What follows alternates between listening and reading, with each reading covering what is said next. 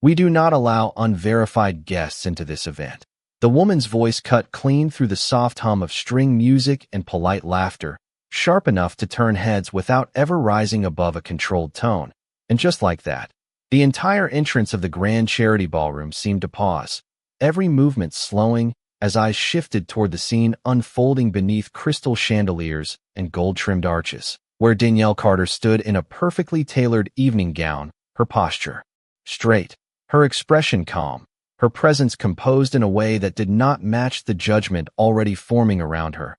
And directly in front of her stood Victoria Langford, the chairwoman of the event, dressed in elegance that matched the room, her chin slightly raised, her gaze precise, as if she had already made a decision long before this moment began.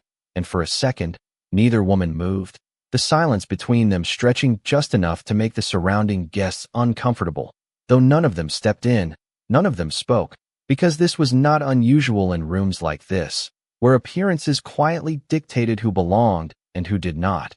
And Danielle's eyes met Victoria's without resistance, without challenge, simply steady, as if she had seen this moment before in 100 different forms. And behind Victoria, a staff member hesitated, holding a tablet that displayed the guest list, unsure whether to intervene or remain invisible, while the soft glow of a nearby banner read in elegant lettering, "Annual Equality and Impact Gala," the words shimmering under warm light, standing in quiet contrast to the moment happening beneath them. And Victoria shifted slightly, her tone still measured but now firmer. "If you are not on the verified list, I will have to ask you to leave," she said, each word placed carefully, designed not to create a scene, but to end one before it could begin. And Danielle did not respond immediately, her hands resting lightly at her sides, her breathing even, her gaze unwavering. And for a brief second, it seemed as though she might speak, as though she might correct the assumption, but instead, she simply inclined her head slightly, not in submission, not in agreement, but in acknowledgement. And that subtle gesture only deepened the confusion of the onlookers, because it did not match the reaction they expected. And the staff member finally stepped forward, his movements cautious. "Ma'am, if you could come with me," he said quietly, avoiding direct eye contact. And Danielle turned without protest, her heels clicking softly against the polished marble floor as she began to walk toward the exit, her pace steady, unhurried. And as she moved, the room watched, some with curiosity, some with quiet approval, others with a discomfort they could not quite explain. And Victoria remained at the entrance, her posture composed, her attention already shifting back to the arriving guests, as if the moment had been resolved, as if nothing of importance had occurred. And yet, as Danielle reached the threshold of the grand doors, the light from outside spilling in just enough to frame her silhouette, there was something about the way she paused for half a second before stepping out, something almost imperceptible, as if the moment had not ended, but had only just begun. And inside, beneath the glow of chandeliers and the weight of quiet judgment, the event continued, unaware that the balance it depended on had already begun to shift. The cool night air outside the ballroom felt quieter than it should have, as if the city itself had paused just beyond the glow of the entrance lights. And Danielle Carter stepped onto the polished stone walkway without breaking her pace, her heels landing with the same steady rhythm, her expression unchanged, her posture still composed in a way that did not reflect what had just happened behind her. And the doors closed softly at her back, sealing off the music, the laughter, the illusion of elegance that continued without interruption. And for a moment, she stood there beneath the soft exterior lighting, neither rushing forward nor looking back, simply present, as if allowing the silence to settle into something more defined. And across the driveway, a line of black vehicles waited in quiet order, drivers standing by with professional stillness. But Danielle did not move toward them. Instead, she shifted slightly to the side, stepping away from the direct path of arriving guests, creating space without making a statement. And as another couple approached the entrance, dressed in formal attire and carrying themselves with confidence, their eyes briefly passed over her, lingering just long enough to register uncertainty before they continued inside without a word. And Danielle watched none of it, her gaze forward, her breathing even, her hands resting naturally at her sides. And then, slowly, she reached into her clutch, her movements precise, unhurried, retrieving her phone with the same calm intention that had defined her every step since the moment she was stopped at the door, and she glanced at the screen briefly, not searching, not hesitating, as if the next action had already been decided long before she arrived at the event, and for a second, her reflection caught in the dark glass of the entrance doors behind her, the lights from inside casting a faint glow around her silhouette, and in that reflection, the contrast was clear. The room she had just left continued in polished perfection, unaware, while she stood outside in quiet control of something far more consequential, and she dialed a number without pause. Lifting the phone to her ear, her expression steady, her voice when it came calm and direct. "It is Danielle," she said, and there was no need to explain further, no need to introduce herself, because the recognition on the other end came instantly, and she listened for a brief moment, her eyes focused ahead, and then she spoke again. Her tone unchanged, precise, leaving no room for interpretation.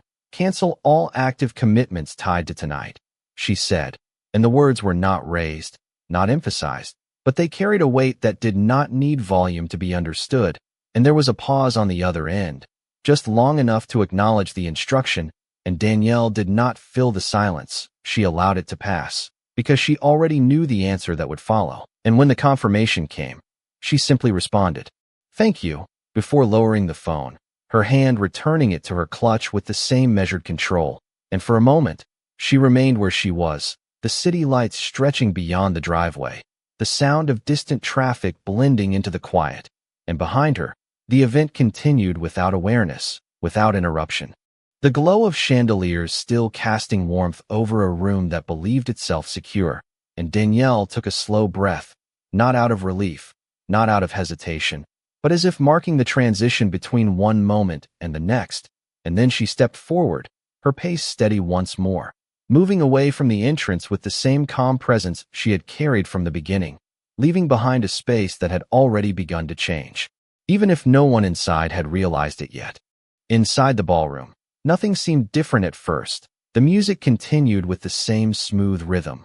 Glasses clinked softly under warm lighting, and conversations resumed in polished tones as if the brief interruption at the entrance had already faded into something insignificant, and Victoria Langford stood near the center of the room greeting donors with composed elegance, her smile measured, her posture confident, her attention moving seamlessly from one guest to another, as though the situation had been handled exactly as intended, and around her, the atmosphere remained refined, carefully curated, a space built on perception and influence. And yet, beneath that surface, something subtle had begun to shift, almost imperceptible, like a quiet imbalance that had not yet revealed itself, and near the registration table. The staff member who had earlier held the tablet hesitated for a moment before glancing back down at the screen, his fingers moving cautiously as he navigated through the donor list, not because he had been instructed to, but because something about the interaction lingered in his mind, something that did not fully align with the usual patterns he had come to recognize, and as he scrolled, names passed by in organized tiers, each one associated with contribution levels, sponsorship categories, carefully structured hierarchies that defined the event's foundation, and then his movement slowed, his expression tightening slightly as a name appeared near the top of the highest donor tier, highlighted with a designation that stood above the rest, and for a brief second, he did not react, as if confirming what he was seeing before allowing himself to process it. And across the room, Victoria continued speaking with a group of guests, her voice calm, her presence assured, unaware of the detail that had just surfaced, and the staff member looked up instinctively, his gaze scanning the room before returning to the tablet, his mind connecting the sequence of events, the timing, the face he had just seen minutes earlier, and the name now displayed in front of him, and he inhaled. Slowly, the realization settling in layers rather than all at once, because it did not present itself as a mistake, but as a contradiction, one that did not fit easily into the structure he understood, and he glanced toward another staff member nearby, lowering his voice slightly as he spoke. "Can you verify this entry?" he asked, keeping his tone neutral, but the question carried a quiet urgency that was not lost on his colleague, who stepped closer, their eyes both fixed on the screen, and as they reviewed the information together, The same pattern emerged, the same designation, the same level of importance. And for a moment, neither of them spoke, because the implication was clear even before it was said aloud. And across the room, the banner reading, "Equality and Impact Gala," shimmered under the lights, its message standing unchanged while the foundation beneath it began to reveal a different reality. And the first staff member straightened slightly, his posture no longer as relaxed, his attention now divided between the tablet and the unfolding awareness that something significant had just been set into motion. Something that extended beyond a simple misunderstanding at the door. And as he looked again toward the entrance, now closed and quiet, the space where Danielle had stood only moments ago felt different, not empty, but marked, as if the absence itself carried meaning. And inside the ballroom, beneath the surface of elegance and control, the first ripple had begun, small enough to go unnoticed by most, but undeniable to those who had seen it appear in real time.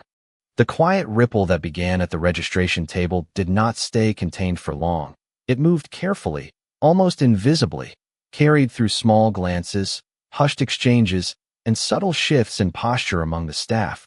And within minutes, what had started as a single moment of hesitation became a shared awareness that something did not align with the polished certainty of the evening. And the staff member holding the tablet stepped away from the table, his movements controlled but purposeful. As he approached a colleague stationed closer to the main floor, lowering his voice as he spoke again. "The top donor tier has a primary contributor listed under Danielle Carter," he said, and even in a room filled with quiet conversations, the weight of that name settled differently, because it was not just another entry. It was tied to a level of contribution that defined the scale of the entire event, and the second staff member frowned slightly, not in disagreement, but in concentration, as if mentally retracing what had happened only minutes earlier at the entrance. And across the room, Victoria Langford continued her rounds, her presence unchanged, her voice steady as she spoke about impact, community, and generosity, her tone carrying the confidence of someone who believed the structure around her was stable. And yet, as she moved from one group to another, she began to notice something subtle in return, the brief pauses before responses, the slight delay in eye contact, the way certain guests seemed distracted for a fraction of a second before returning to conversation. And while none of it was overt, none of it could be pointed to directly. It formed a pattern that did not go unnoticed by someone accustomed to reading a room with precision. And near the edge of the ballroom, the two staff members now stood side by side, reviewing the tablet again, this time accessing deeper records, confirming not just the name, but the associated commitments, the funding structure, the allocations that had been tied specifically to tonight's event.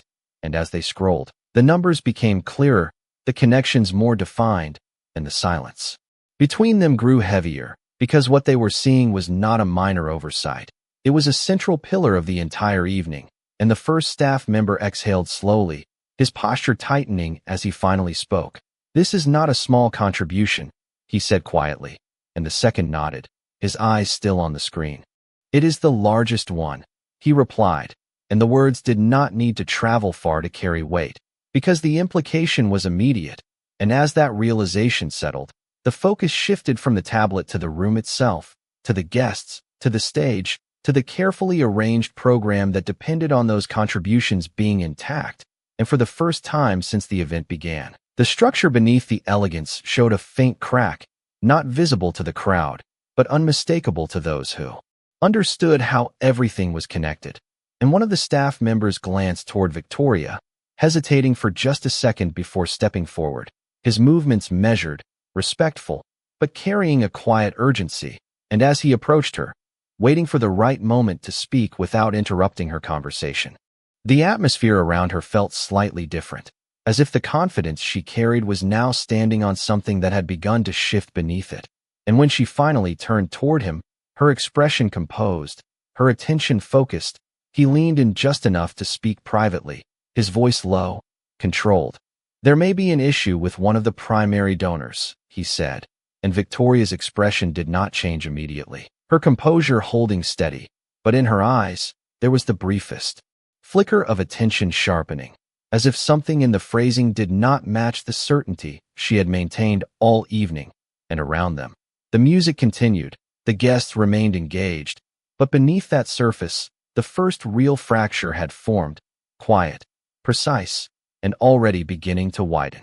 Victoria Langford did not react immediately to the staff member's words, her posture remaining upright, her expression composed as she held eye contact for a brief moment longer with the guest in front of her, finishing her sentence with the same measured tone she had maintained all evening, as if nothing had shifted beneath the surface, and only after the guest nodded and stepped away did she turn slightly toward the staff member, her smile fading just enough to signal attention without revealing concern, and she lowered her voice, precise and controlled.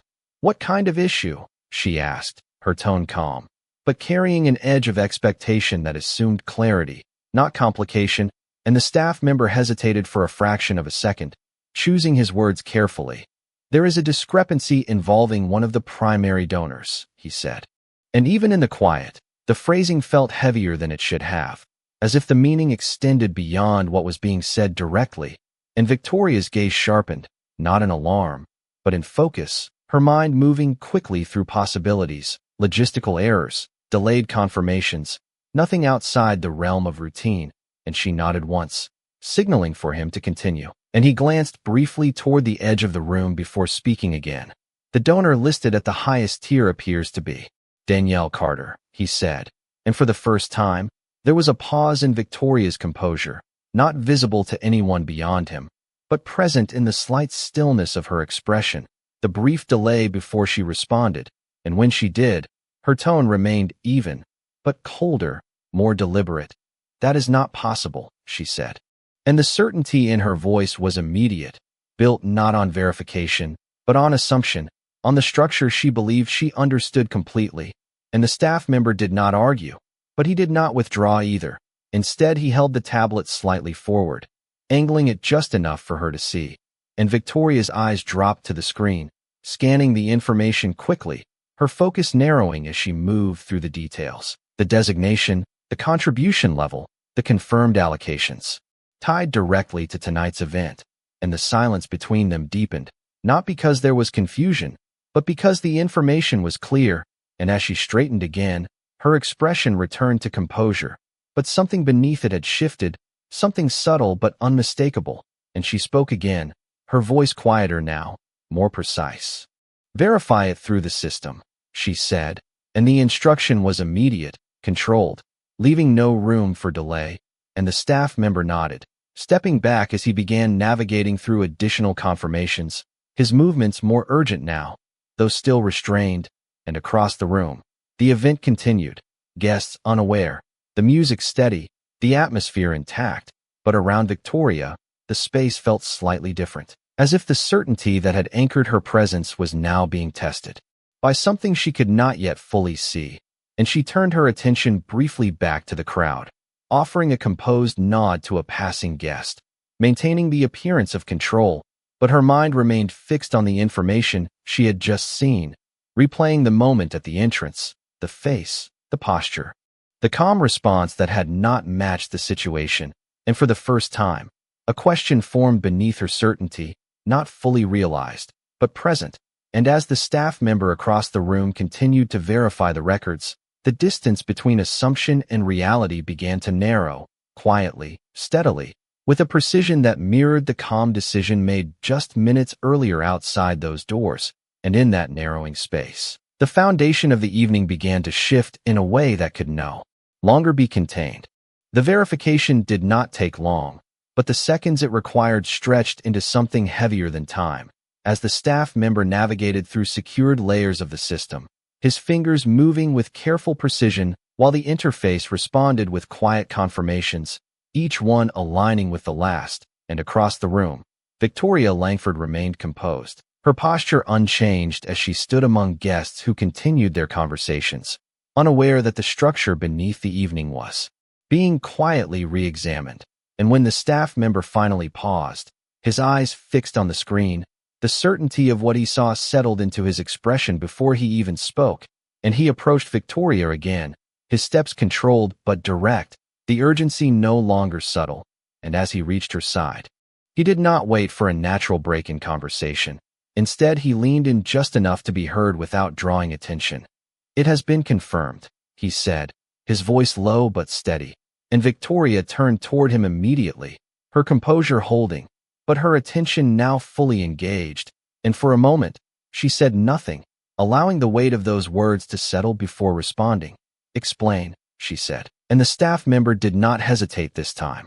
"Danielle Carter is listed as the primary funding source for tonight, at the highest contribution level, with direct allocations tied to every major segment of the event," he said, and as the words left him, the meaning expanded beyond the sentence itself, reaching into every detail of the evening, the stage, the program, the promises being made to donors and beneficiaries alike. And Victoria's gaze remained fixed, her expression controlled, but beneath it, the certainty she had carried began to shift, not collapsing, but recalibrating, as if her mind was adjusting to a reality that had not been part of her expectation. And she glanced briefly toward the entrance, the closed doors now holding a different significance than before, and for the first time, the memory of the interaction replayed with a new context, the calm response, the lack of resistance, the absence of explanation, and it no longer appeared as compliance, but as something else entirely, something deliberate. And across the room, the staff member continued. "There is more," he added, his voice quieter now, and Victoria's attention returned to him, sharper, more focused. "What?" she asked. And he hesitated only for a fraction of a second before answering. "The commitments tied to her account are being updated in real time," he said, and the phrasing alone carried implication. But the reality behind it was clearer, more immediate, and as Victoria processed that, her posture remained upright, her composure intact, but the stillness around her deepened, as if the space itself recognized the shift before it was spoken aloud.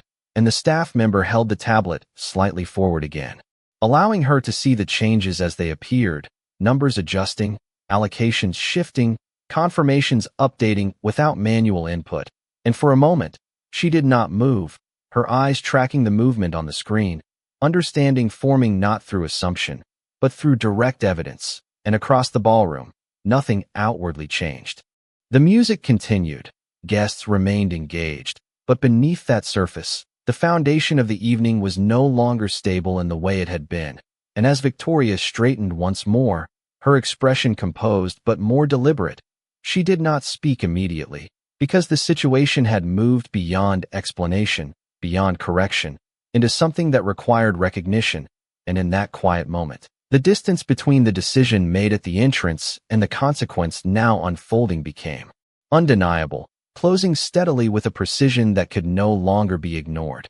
The moment did not break the room all at once. It unfolded slowly, quietly, like a structure losing balance in silence rather than collapse. And Victoria Langford stood perfectly still as the information settled into place, her posture still composed, her expression controlled, but the certainty she had carried earlier no longer resting on solid ground. And around her, the evening continued with careful elegance, guests still holding glasses of champagne, voices still weaving through conversation, yet something subtle had changed in the air, something unspoken but increasingly felt. And near the registration area, the staff member continued to monitor the system, his attention fixed on the updates as they appeared one after another, each confirmation aligning with the last. And as he looked up, his gaze briefly met that of another staff member across the room, a silent exchange passing between them, the kind that does not require words because the meaning is already understood. And back near the center of the ballroom, Victoria turned slightly, scanning the room with a precision that had always allowed her to stay ahead of any disruption. But this time, what she was looking for was not immediately visible, because the shift was not in the people, it was in the structure beneath them. And she took a slow breath, measured, controlled, before speaking again to the staff member beside her, her voice low, deliberate. "What exactly is changing?" she asked, and the staff member responded without hesitation now. "The uncertainty replaced by clarity.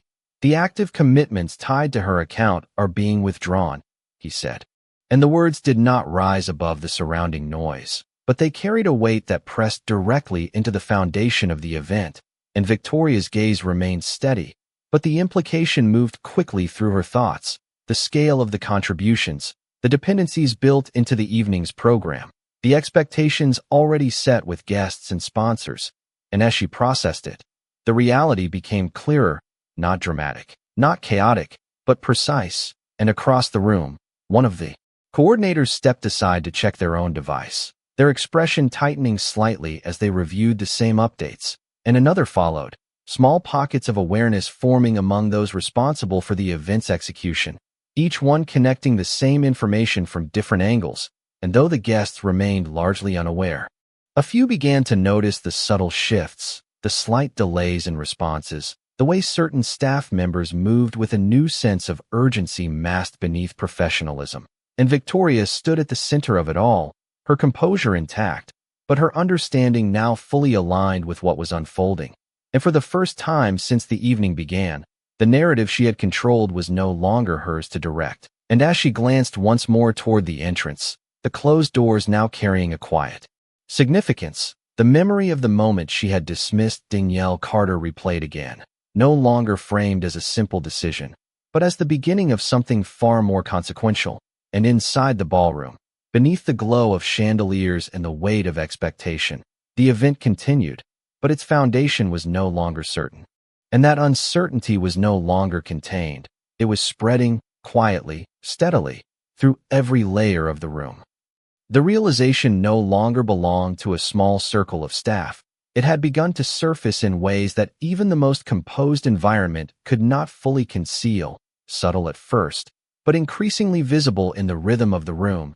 And Victoria Langford stood where she had always held control, yet now that control required effort, not assumption, and she turned slightly as another coordinator approached, their expression carefully neutral, but their posture carrying urgency that did not align with the polished calm expected of the evening.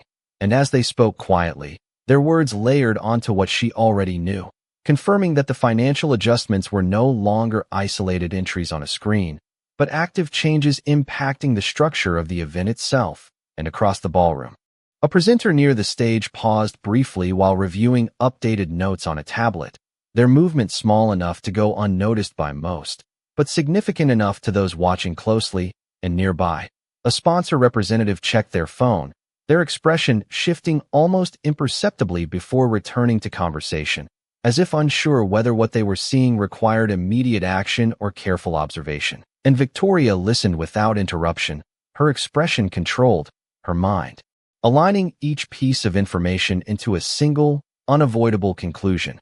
And for the first time, she allowed her gaze to move fully toward the entrance again, not as a passing glance, but with intention, the closed doors now representing more than a boundary between inside and outside. They marked the point where the evening had changed direction, and she spoke quietly, more to herself than to anyone else. Where is she now? And the question carried no emotion, only precision, because the answer mattered less as a location and more as a confirmation of what had already begun. And the staff member beside her hesitated before responding. She left the property, he said, and Victoria nodded once, slowly, as if acknowledging not the movement itself, but the finality behind it. And in that moment, the absence of Danielle Carter became more present than her presence had been, because it defined everything that was now unfolding. And across the room, the adjustments continued, allocations updating, commitments retracting, each change quiet, each one precise, but together forming a shift that could no longer remain contained beneath the surface. And the guests, though still largely unaware of the full scope, began to sense the difference, the slight hesitation in staff responses, the subtle tightening of conversations, the way attention drifted momentarily before returning. And Victoria remained composed, but the narrative she had controlled earlier was no longer hers to shape. And she understood that fully now, not as a reaction, but as a fact. And as she turned back toward the room, her posture unchanged but her awareness entirely different, the message became clear without needing to be spoken aloud. The person she had dismissed at the door had not needed to argue, had not needed to explain, because the structure of the evening itself was now speaking on her behalf. And in that quiet, controlled unraveling, the difference between assumption and reality stood fully revealed. By the time the final confirmation settled into place, the shift was no longer subtle.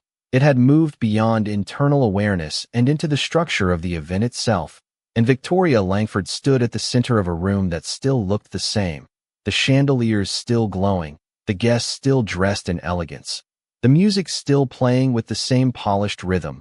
But beneath that surface, the foundation had changed completely, and she understood that now with absolute clarity, not as a possibility, not as a concern, but as a fact that could not be reversed in the moment.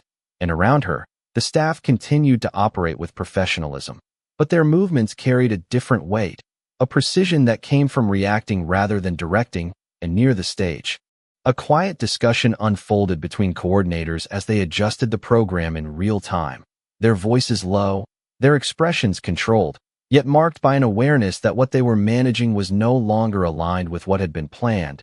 And across the room, guests began to notice more clearly the subtle inconsistencies, the slight delays, the way certain announcements were postponed, the way attention shifted without explanation. And while no one spoke openly, the atmosphere no longer held the same certainty it had at the beginning of the evening.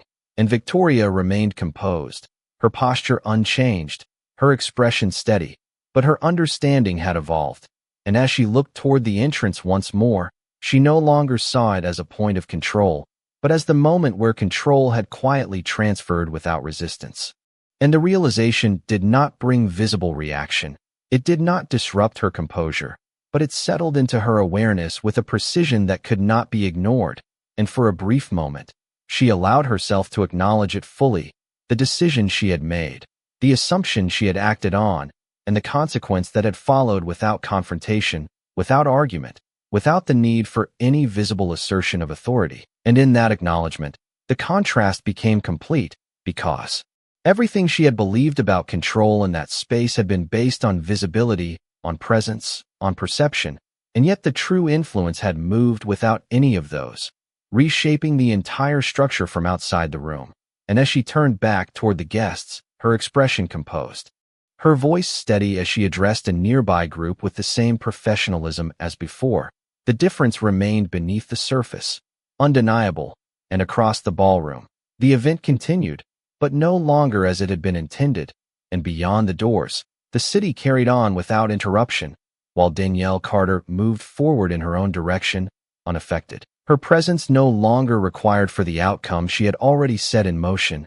And inside, beneath the light and the elegance, the message remained clear without needing to be spoken, that true authority does not demand recognition. It reveals itself through consequence, and those who fail to see it at first are left to understand it only after it has already reshaped everything around them.